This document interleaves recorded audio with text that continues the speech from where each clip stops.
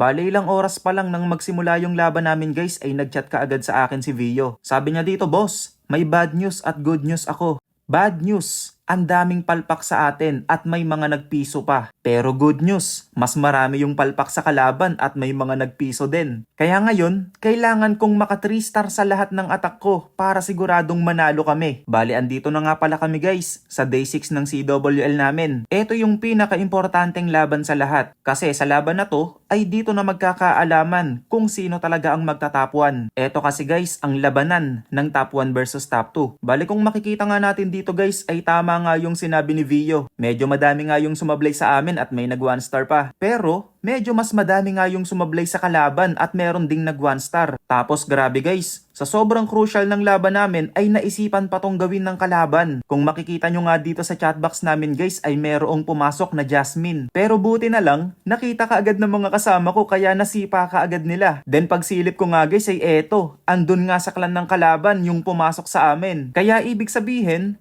nag-spy yung kalaban. Buti na lang hindi na elder ng mga kasama ko yon. Dahil kung nagkataon, naku, makikita pa nila yung mga base namin. Malalaman nila kung asan yung mga traps. So mabalik nga tayo guys dito sa laban namin. Bale dito nga guys ay meron pa kaming 6 na attack. 5 sa akin, tapos isa doon sa kasama kong si Heji. So kailangan namin ma 3 star lahat yung 6 na natitirang attack namin para kung sakaling maka 3 star lahat yung natitirang attack ng kalaban ay makakalamang pa rin kami ng 2 stars. So ibig sabihin, hindi kami pwedeng sumablay ng 3 beses. Dahil kung sasablay kami ng 3 beses, magkakaroon pa ng tsansang matalo kami ng kalaban. Kaya tara guys, wag na natin patagalin. Simulan na natin.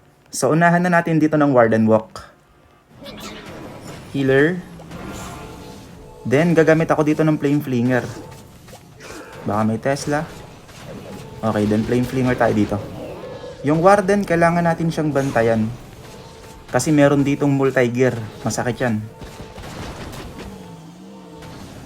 So, kailangan natin mag-focus dito guys. Kasi dito na talagang magkakatalo kung sino ang magta-top 1. Kaya focus yung kailangan natin dito. Kailangan ma-3 star natin lahat yung mga natitirang base. So, kailangan kong i-freeze to guys. Hindi to kaya ni Warden ng 1v1. So, may lumabas na Tesla dito ha.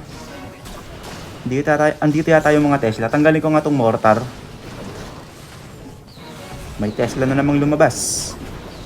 So, kung kinakailangan, i-rage ko yung Warden. Sige, i-rage natin. Kasi yung Minion Prince guys, masakit yan. Baka hindi kayanin ni Warden. Tago ko to. Then, Fireball sa Town Hall. Earthquake, damay ang Monolith, nice. So doon pa lang wala na yung gitna ng base. Yung Flame Flinger naman natin, okay, all goods pa naman. Bali kailangan tanggalin ni Warden lahat yung mga nandito. Teka lang, yung oras. Oo nga pala, hindi tayo pwedeng tumutok kay Warden. Kasi baka mamaya mag-time fail na naman tayo, yari na naman to. Unahin ko si Queen, tanggalin ko siguro to. Tanggalin natin yung multi-archer tower na yan. Si BK ilapag ko na dito. Zoom out ako guys para makita ko yung King and Queen tsaka yung Warden ng sabay. Wall break para sa papasukan nila. I-rage ko yung Warden. Ice Golem to tank. Hindi pa lumalabas lahat yung bantay guys ah. Tanggalin ko nga tong Ricochet Cannon. Tanggalin ko na rin tong mga nandito. Hindi muna ako nagpo-poison kasi hindi pa lumalabas lahat yung bantay. Sige, King ability pwede na yan. Archer Queen, sige gamitin ko na rin ability ni Queen. Para makatulong na yung healer puppet. Tanggalin ko to. Yung Warden, all goods pa din. Sige, maglagay na ako ng mga pang clean up dito. Ayan, yung mga minions. Tanggalin ko na rin tong Archer Tower na to. Si Warden okay pa, si Queen okay pa. Ang dami pa nating spell na natitira. Siguro gamitin ko na yung RC ability dito. Para makapaglinis na si RC doon sa ibabaw. So, tanggalin natin to. Tsaka ito. So, ngayon mag-i-envy ako kay RC. So, lapag natin yung pang clean up dito. I-freeze ko lang yung enemy king. Wala na. Kahit hindi na gamitin dito yung natitirang spells, kaya nang ma-3 star to. Ayan, yung mga natitira nating pang clean up, ipaglalapag kaagad natin. So, yun. Unang banat, using Fireball Rocket Balloons. Nakachamba kaagad tayo. So, next banat natin guys, dito naman tayo sa number 7. So, ang gagamitin natin dito, Fireball Rocket Balloons pa din, pero wala akong RC na ginamit. Minion Prince, yung isang hero na gagamitin natin dito. So tara, banat. Yun, no? So, dito pa lang, kitang-kita nyo na kaagad kung saan papatamain yung fireball. Ayun, no, nagkakagulo doon sa gitna. Monolith, dalawang IT, Rage Tower, Ricochet Cannon. So, nagkakagulo sa gitna. Kaya susubukan natin kung kakayanin nating mapatama dyan yung fireball. So, tanggalin ko muna to. Then, Warden Walk dito. Tapos, kailangan kong tanggalin to. So, may mga traps dito ha. So, tanggalin ko tong air defense. Then, Minion Prince ng maaga. Then, focus tayo kay Warden. Oops, hindi kaya ni Warden ng 1v1 yan. Kailangan talaga natin mag-freeze kapag yan ang katapat ni Warden. Okay, so si Minion Prince guys. Teka lang, ay wag na, hindi na ako mag-headhunter, kaya naman ni Minion Prince to eh. So si Minion Prince, siya na yung bahala sa mga depensa na nandito. So si Minion Prince yung ginamit ko, kasi naka-ground yung mga X-bow. So free hit dyan yung Minion Prince. Tanggalin ko na nga to, tulungan ko na yung Warden. Sige, Minion Prince ability gamitin ko na dito. Tapos pwede na siguro to. Teka, antayin kong matanggal muna itong X-bow. Tsaka yung IT. Ilapag ko na yung Queen para medyo mapabilis. Invi. Double Quake, Fireball. Sakto. Ilapag ko dito yung Siege Barracks, tagalinis ng kalat sa labas. Kaso yung Warden. Aray ko, Warden, sumama sa Minion Prince. Yun lang. Doon ako nasad. Sumama si Warden sa Minion Prince. Nasayang tuloy yung Warden. Wala na siyang nakuhang value. Ngayon, ang kailangan nating bantayan ay yung oras. Yung oras guys, kailangan nating bantayan. Kasi wala na akong RC dito eh. 1 minute na lang. Sige, King ability pagdating sa X-bow. Siguro kailangan kong tanggalin tong IT na to kasi hindi to kayang abutin ni Queen. King ability. I-rage na natin dito. Rocket balloon. Sige, i-poison natin yung bantay. So may mga rocket balloons pa tayo ah. Yung mga pang clean up pwede ko nang iwan dito sa likod. Natanggal ba? Hindi natanggal. Taka lang, kailangan kong rocket balloon to kasi baka ito yung maiwan kaso. Sige, gamitan ko muna nito. Queen. Hala. Nasira yung Town Hall kaso lang yung Archer Queen namatay. Skeleton spell gamitin natin dito. Wala na akong rocket balloons. Sige, gamitin natin dito yung mga headhunters. Makakatulong pa to. Butasan natin para makapasok yung P.E.K.K.A. 27 seconds. Yun lang. Ang naging problema kasi dito guys, sumama yung Warden sa Minion Prince. Hindi ko na-clean yung mga nandito. Hindi ko nalinis yung mga nandito sa gilid. Kaya doon pumunta yung Minion Prince. Pero kung dito sana pumunta yung Minion Prince sa kabila, mauubos pa sana to ng Minion Prince. Tapos yung Warden, mauubos pa sana ni Warden yung nasa ibabaw. So yun yung naging pagkakamali dito guys. Nagsama yung Warden at Minion Prince. Sige, okay lang. So ngayon, kailangan talaga natin mat-3-star lahat yung mga natitira guys. Kasi pag sumablay pa tayo ng isa, yari, magkakaroon ng chance ang makatabla sa score yung kalaban. Okay, so ngayon, dito naman tayo sa kasunod na base. Sa number 8, gagamit tayo dito ng fireball with rocket balloons pa din. Pero, 8 pirasong rocket balloons lang yung gagamitin natin dito. So, number 8, let's go, banat.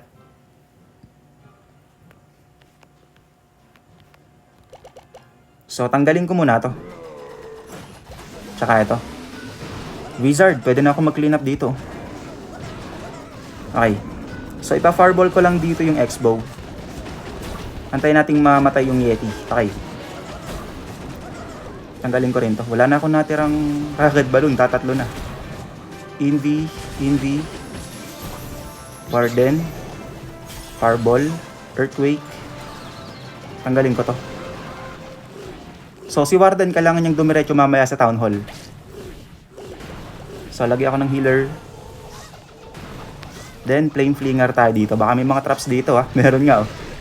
Sige, hilahin natin dito sa labas. Ipi-flame flinger ko kasi tong area na to eh. Sige, lagin. Oy, wait lang. Baka mamaya, andito yung karamihan sa Tesla. Lagi nga tayo ng baboy. Nararamdaman ko madaming Tesla dito sa area na to eh. Meron pa ba? Wala na pala, it's a prank. Sige, lagyan na natin yung flame flinger. Warden, kailangan mong ubusin yung mga nandyan kasama yung mga nasa gitna. Si Queen, naagahan ko na. Wag lang sanang sasama ulit si Warden kay Queen. Kasi kailangan kong tanggalin yung mga nandito gamit si Queen para yung Warden dumiretso mamaya sa gitna. Kaya inagahan ko yung Queen. Sige, i-rage ko yung Warden. I-poison ko muna yung bantay. Huwag kang sasama kay Queen Warden ha. Medyo risky to ha. Kasi yung Archer Queen lumalapit na kay Warden. Tago ko lang yung Queen. Ice Golem to tank. Okay, nice. Natanggal ni Archer Queen yung mga kalat doon. Kaya si Warden dediretso na sa gitna. Yung oras natin guys. Teka, butasan natin dito. Tanggalin ko to. Wall break ulit kay Queen. Siguro Queen ability gamitin ko na lang. I-rage ko na lang yung Queen para mapuno ulit ang buhay. So yung Valkyrie gamitin natin dito pang patay dun sa mga traps. Ngayon si Warden kailangan ko siyang bantayan kasi siya yung babanat sa monolith. Sige, i-rage natin yung Warden. Yung oras natin guys, seconds na lang. Pero sige, okay lang yan. Kaya yan. Ice Golem to tank para dun sa enemy king. Sige. Lagyan natin dito yung Ice Golem na isa pa. Nice! So ngayon si Warden, ayun, mauubos ni Warden yung gitna. Yung Queen madededo, pero di bale okay lang yan. Yadunter natin tong enemy heroes dito. Tanggalin ko to mga to. Sige, hindi ko lang yung RC at nabubugbog. RC ability, nakarakat spear to eh. Headhunter, i-press ko muna dito yung enemy minion prince at babanatan yung mga headhunters. Laman ng flame flinger, palabasin na natin. Tapos yung mga pang clean up, paglalapag na natin yan. So yun. Pang ilang banat na ba to? Pangatlong banat, using fireball rocket balloons. Buti na lang sumunod sa mga plano, nakachamba tuloy. So bago natin ipagpatuloy yung mga natitirang atake guys, ay meron nga pala akong creator code. Pwede nyo po akong isupport gamit ang aking creator code na June kung meron kayong mga bibilin sa shop. Malaking tulong po yung support nyo sa akin para mas makapagpatuloy pa sa paggagawa ng mga content. Kaya maraming salamat po kaagad sa mga magsusupport at lalong-lalo na po sa mga patuloy na nagsusupport. So dito na tayo guys sa pang-apat na banat natin. So ngayon gagamit muna tayo ng Root Riders and Valkyries. So hindi muna tayo magpa-fireball ngayon. Para medyo maiba naman ng konti. Sige, RC charge muna tayo dito. Wait lang. Sige, dito tayo mag-RC. Naka-double overgrowth nga pala to. Naka-double overgrowth nga pala to guys. Naku, yung pet. Buti na lang sumama. Yung mga testa dito Hindi. Punta ka sa gitna. Dapat far splitter. Nice. Kaso lang yung pet. Nadedo ng maaga yung pet. Ang dami ng bomba. Sumabay pa yung town hall. Hindi ulit. Sana madamay na yung... Itong mga deep... Ay, kaso dun pumunta sa Ricochet Cannon. Sige, damay na natin kung kakayanin. Kaya ba? Hindi kaya guys. Unahan ko dito muna ng Ice Golem. Then Root Rider. Idediretso ko kasi yung mga Root Rider sa town hall. Healers. Queen sa labas. Valkyries, Headhunter, Troop Launcher ang gagamitin nating machine. Medyo i-delay ko lang si RC kasi kukunti na yung buhay ni RC. Sige, lagay ko na yung RC.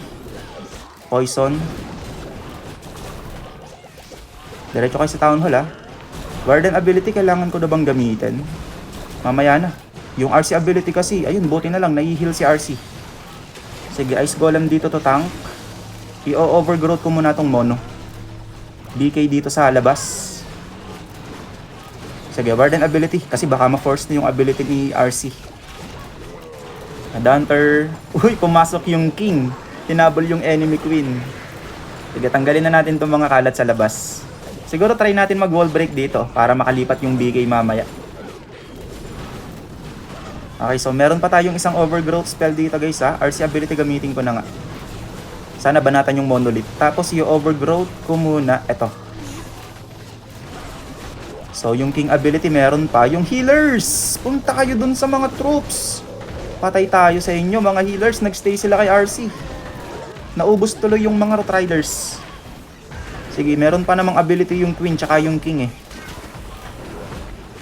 Ayun, tapos ngayon ayaw nilang i-heal yung RC. Nandun sila kay Warden. Punong-puno yung buhay ni Warden. Teka. Magkakaproblema ata tayo dito Kasi wala tayong, hindi na sasapat yung wall breaker natin. Tapos, uy, healer, punta kayo doon sa mga heroes. Hindi ako makapag wall breaker. Sige, king ability gamitin ko na nga dito. Si Archer Queen, siguro dito ko gagamitin yung wall break sa labas. Skeleton spell gamitin na natin dito. Wall break. Mga pang clean up gamitin na natin. 25 seconds na lang. Siguro gamitin ko na yung ability ni Queen para makatulong na yung bakulaw. Hindi nakaabot yung wall breaker. Naku, napasama yung healers dito guys. Hindi kasi sila sumunod sa mga Root Riders. Kakapusin yata sa oras to 8, 7, 6. Wala guys, time failed. 3, 2, 1. Kitang kita talaga guys. Talagang hindi aabot sa oras. 99%. Sayang yun. So ngayon yung score namin 33 to 30. So pag naka 3 star ng dalawa yung kalaban or ng tatlo, magkakaroon sila ng chance para manalo sa amin. So hindi na tayo pwedeng sumablay sa last banat guys. Pag sumablay tayo sa last banat, pwedeng matalo pa kami. Kung isasablay natin yung last banat, grabe sayang. Ang malas natin guys. So number 10, eto na yung last banat natin, tignan natin.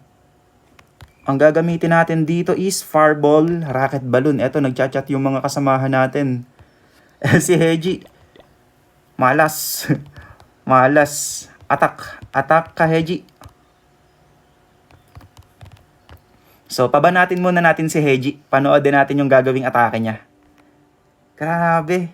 Sobrang minalas tayo doon. Hindi kasi sumama yung mga healers sa Root Riders, kaya naubos yung mga Root Riders. Nagstay sila kay RC at kay Warden doon sa part ng gitna. Taka lang, i-double check natin. Double check natin guys. Eto dito, nung nandito yung Warden at RC, nagstay sila. Si Warden kasi hindi sumunod sa mga Root Riders. Yun yung nangyari. O kaya dapat pala nag-earthquake boost na lang ako kay King para nakapasok sana kaagad yung Archer Queen doon. Sayang talaga yun. Namimili pa daw si Heji. Namimili pa daw ng base. Sige, antayin natin si Heji. Kung ano yung maiwan sa atin, siguro yun na yung banata natin. Pero, teka, nakaready na kasi yung troops ko dito sa number 10 eh. Sige, banata na natin tong number 10. Sa akin na yung 10, magsabi tayo. So, good luck sa amin dalawa. Kailangan na... naunahan ako sa number 10. Sige. So, binanata na ni Heiji yung number 10. Panoodin natin ang gagawin niya. Root Riders and Valkyries.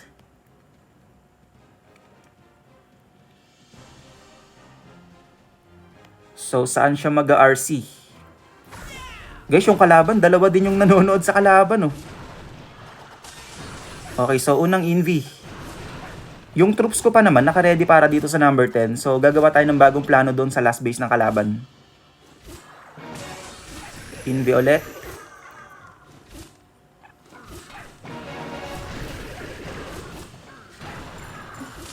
Envy.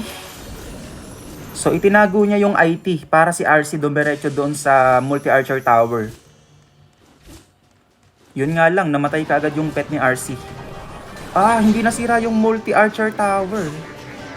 Teka, baka maging problema pa yun. Okay, so ito na yung mga Root Riders, healers. Valkyries, nilapag na rin si Archer Queen, ginamit doon sa labas. Andito na rin si RC.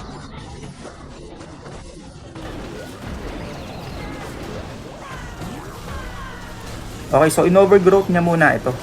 Para yung mga Root Riders, dediretso doon sa Town Hall.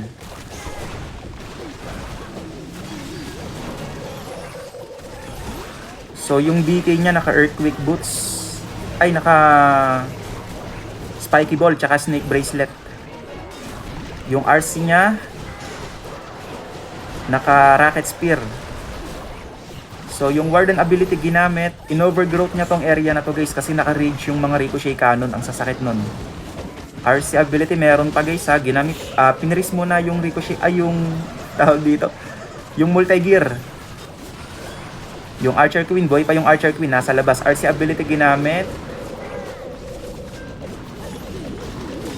1 minute and 12 seconds, medyo mahaba pa to. Medyo masakit pa nga lang tong mga naiiwan, pero ang dami pa nung troops. Si RC buhay pa yung bakulaw.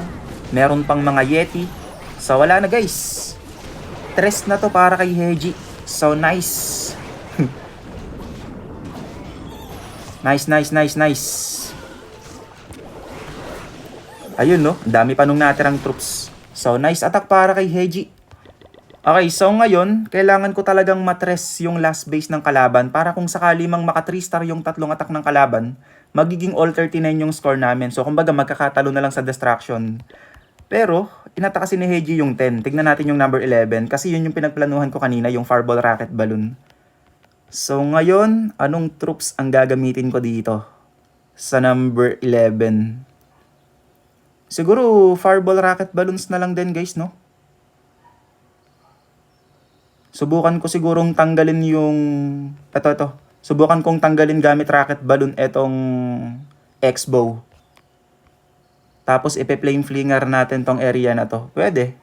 Ipa-fireball ko lang siguro dito yung... Ito lang, kahit yung X-bow lang siguro pwede. Sige. So hindi na ako magpapalit ng troops guys. Pero wait lang, baka mamaya may maiiba dito. Sige, pwede na nga to. Ito na rin yung gamitin natin. Ay, sorry daw, nakuha niya yung number 10. Sige, okay lang yan. Ito na lang yung gagamitin natin dito. So, para makapag-flame flinger tayo dito sa area na to, kailangan nating tanggalin yung X-bow. Kasi malaki yung makukuhang value dito ng flame flinger eh. Sige, so ang ipa-fireball ko, yung X-bow lang. So, bahala na si Batman. Okay. Fireball rocket balloons para sa last base ng kalaban. Let's G. Kailangan nating matres to guys. Warden Walk. Siguro tanggalin ko to. Wala akong Yeti ah.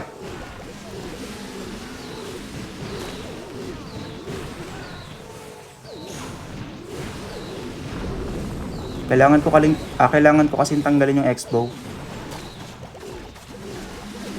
Naubos na yung rocket balloons natin para doon sa X-bow lang. Okay. Flame flinger. Fireball, pwede na to. Earthquake. So, ayan, nice. Tama yung pinunta ni Warden. Kaya naman to ni Warden ng 1v1 yung enemy RC. Kahit hindi na ako mag-freeze. Clean up na tayo dito sa labas.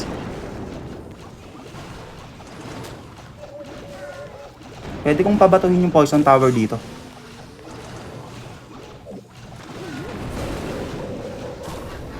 So, yung oras, kailangan kong bantayan ha. Alam nyo naman ang sakit nitong troops na to. So, dito nga guys, talagang nakatingin ako sa oras kasi alam nyo naman, ang Fireball Rocket Balloons ay malakas talagang kumain sa oras. So, sana dumiretso si Warden sa Town Hall. Sige, pwede ko nang ilagay dito yung Queen. Wag lang sasama si Warden kay Queen ha. Magkakaproblema talaga pag sumama. King. Headhunter. Poison.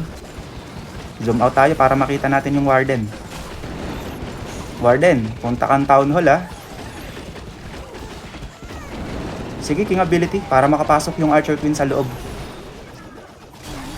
Hindi ko muna i-rage yung Warden kasi baka mamaya dumiretso siya dun sa Queen.